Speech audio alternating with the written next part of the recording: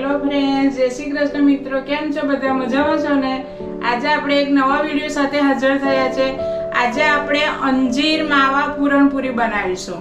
આમ તો આપણે આગળ બે પૂરણપૂરી મૂકી જ છે, શાહી પૂરણપૂરી અને બટાકાની પૂરણપૂરી તો મૂકી જ છે. આજે ત્રીજી પૂરણપૂરી મૂકશું, અંજીર માવા પૂરણપૂરી. ખૂબ ટેસ્ટી લાગે છે. પેલી બે આપણે ટેસ્ટ કરીને એના કરતાં પણ આ અલગ લાગશે અને તમને ખાવાનું મન થશે, એટલી સરસ લાગશે. કોઈક મહેમાન આવ્યું હોય ને બનાવ્યું હોય ને તો બી મહેમાન ખુશ થઈ જાય, એટલી સરસ લાગે છે. તો હું તમને એના ઇન્ગ્રીડિયન્ટ્સ બતાવી દઉં.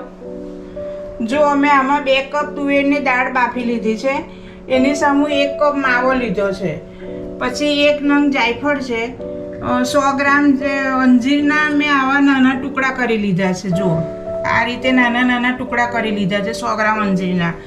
અને 2 ચમચી કેસરવાળું દૂધ છે, 1 ચમચી ઇલાયચી પાવડર છે અને ખાંડ છે. અને પેનમાં લોહીયામાં મેં 1 ચમચી ઘી મૂક્યું છે. આપણે જે દાળને અત્યારે માવો શેકવાનો છે તે. હવે અત્યારે આપણે ગેસ ચાલુ કરી દઈએ.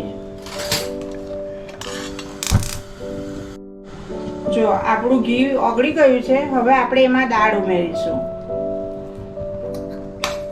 2 કપ દાળ મેં બાફી લીધી હતી. એને એકદમ ઓછું પાણી ઉમેરવાનું આપણે.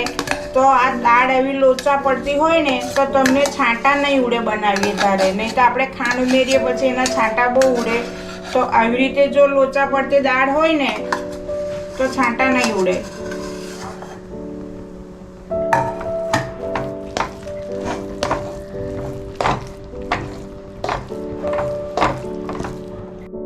જો આપણી દાળ મિક્સ થઈ ગઈ છે ઘી સાથે. હવે આપણે એમાં ખાંડ ઉમેરીએ. જો મેં 2 કપ ખાંડ લીધી છે, પણ આપણે એમાં થોડી ઓછી રાખીશું, કેમ કે માવાના ભાગની પણ આપણે અંદર અત્યારે ઉમેરવાના છે. પણ 2 કપ બધી ખાંડ નથી આપણે ઉમેરવાની, લગભગ 1.5 કપ જેટલી ખાંડ ઉમેરીશું.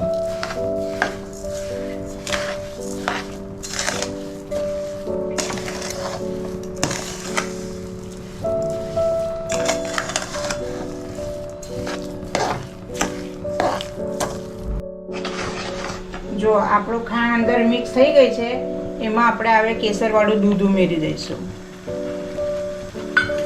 અને એને ધીમા તાપે આપણે થવા દઈએ ત્યાં સુધી આપણો માવો શેકી કાઢીએ આપણે. કેમ કે અંદર માવો ઉમેરવાનો છે તો આપણે માવો શેકીને ઉમેરીએ અંદર. ગેસ ધીમો કરી દઈએ આપણે.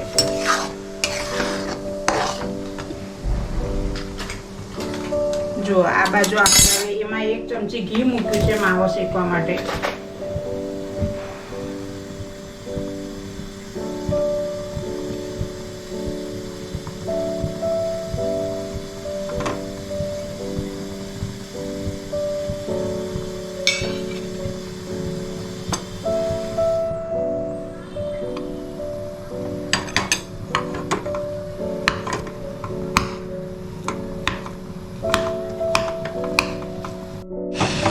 જો આપણો માવો શેકાઈ ગયો છે. એને લગભગ 2 જ મિનિટ માટે શેકવાનો છે, વધારે નથી શેકવાનો. ઘી છૂટું પડી જાય ને ત્યાં સુધી જ એને શેકવાનો છે. હવે આપણો માવો શેકાઈ ગયો છે, આપણે ગેસ બંધ કરી દઈએ. અને હવે આ દાળ જોઈએ આપણે. જુઓ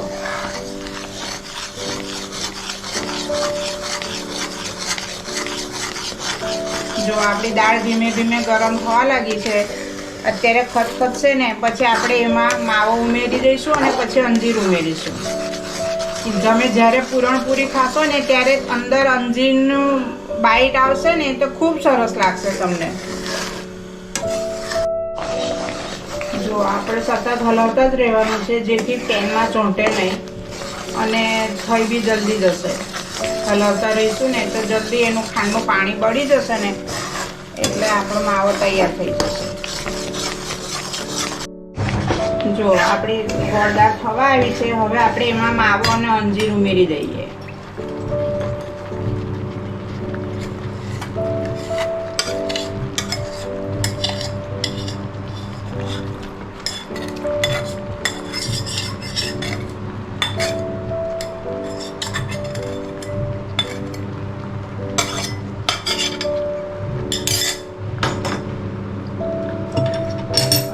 આજે આપણે 100 ગ્રામ અંજીરના મેં નાના ટુકડા કર્યા છે તે એ પણ ઉમેરી દઈએ આપણે.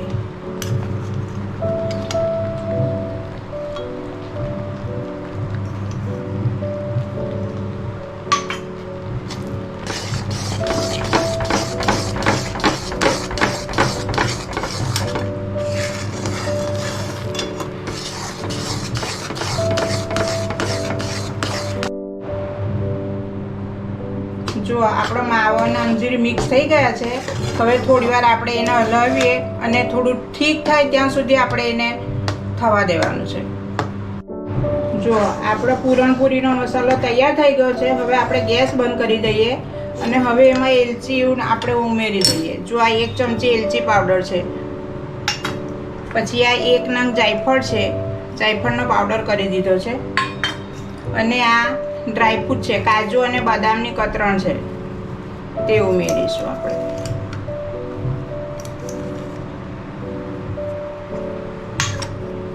અને હવે મિક્સ કરી લઈએ. જો આપણે એલચી જાયફળ ને બધું મિક્સ થઈ ગયું છે, ડ્રાયફ્રૂટ એવું. હવે આપણે થાળીમાં ખાલી કરી લઈએ, જેથી ઠંડુ પડી જાય તો પછી આગળ આપણે બનાવવાની શરૂઆત કરીએ. જો આપણે અત્યારે ઠંડુ પડવા મૂકી દીધું છે ડીશમાં. હવે ઠંડુ થાય ત્યાર પછી આપણે આગળ પૂરણપૂરી બનાવવાની શરૂઆત કરીશું. જો આપણું પૂરણ ઠંડુ થઈ ગયું છે અને એમાંથી મેં ગોળા વારી લીધા છે કે જેથી આપણને વણીને સહેલાઈથી વણી શકીએ આપણે ભરીને. હવે આપણે વણવાની શરૂઆત કરીએ.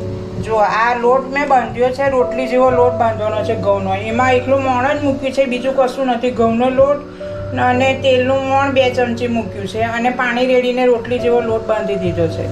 હવે આપણે એની પૂરણપૂરી વણી લઈએ. અને આ અટામણ છે.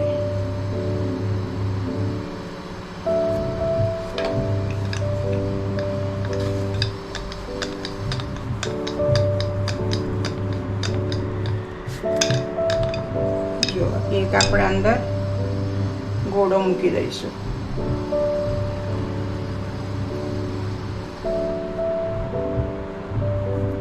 અને આમાંથી વધારાનો લોટ આપણે કાઢી લઈશું.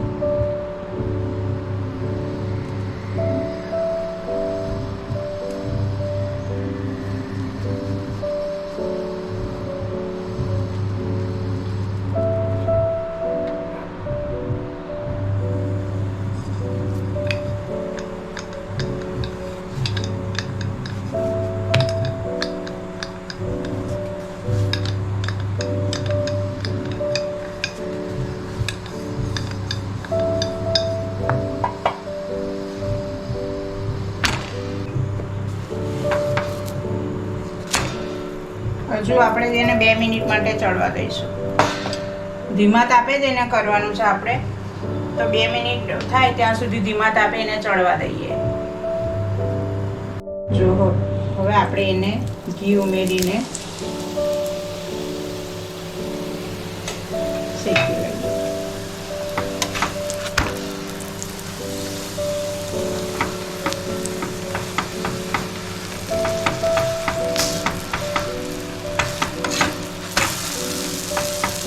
ગુલાબી થવા દેવાની છે એટલે કમ્પ્લીટ શેકાઈ જશે. બંને બાજુ આપણે ઘી ઉમેરીને શેકી લીધી છે.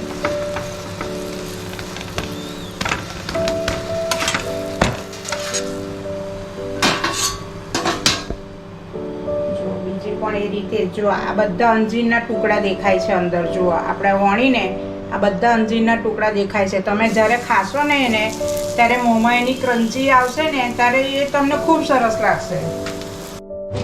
જો આપણી પૂરણપૂરી તૈયાર છે. હવે આપણે એને સર્વ કરીશું. ઉપર થોડું ઘી લગાવી દઈશું. આપણે ઘીમાં જ બનાવ્યું છે, પણ પૂરણપૂરી હોય એટલે એમાં ઘી વધારે હોય તો સારી લાગે. જો આપણે ઘી ચોપડી દીધું છે. હવે સાઈડ પર મેં ઘી સર્વ કર્યું છે. હવે કાજુ અને બદામની કતરણ